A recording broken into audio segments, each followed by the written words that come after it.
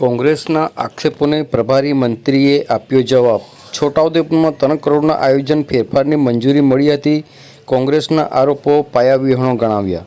છોટાઉદેપુર જિલ્લાના પ્રભારી મંત્રી ભીખુસિંહ પરમારે આજે કોંગ્રેસ દ્વારા લગાવવામાં આવેલા આક્ષેપોનો જવાબ આપ્યો છે કે કોંગ્રેસ આરોપ લગાવ્યો હતો કે મંત્રીએ જિલ્લાના ટ્રાયબલ વિસ્તારના ₹25 કરોડના આયોજનમાં મનસ્વી રીતે ફેરફાર કર્યો છે।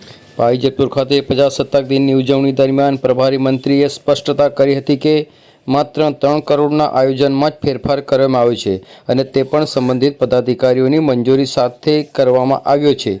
તેમણે કોંગ્રેસના આરોપોને પાયાવિહોણા ગણાવ્યા હતા। જિલ્લાના પદાધિકારીઓ વચ્ચે છેલ્લા કેટલાક દિવસોથી આ મુદ્દે ચર્ચા ચાલી રહી છે, પરંતુ મંત્રીએ સ્પષ્ટ કર્યું છે કે તમામ ફેરફારો નિયમાનુસાર અને યોગ્ય પ્રક્રિયા દ્વારા કરવામાં આવ્યા છે। આ સાથે તેમણે કોંગ્રેસ પર રાજકીય લાભ લેવા માટે ખોટા આરોપો કરવાનો આક્ષેપ પણ કર્યો હતો।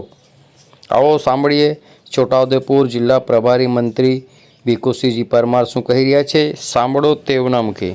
દ્વારા પોતાની મનસ્વી રીતે જે આયોજન કરી દેવામાં આવ્યું છે એ બાબતે કોંગ્રેસે આક્ષેપ કર્યા, શું કહેશો?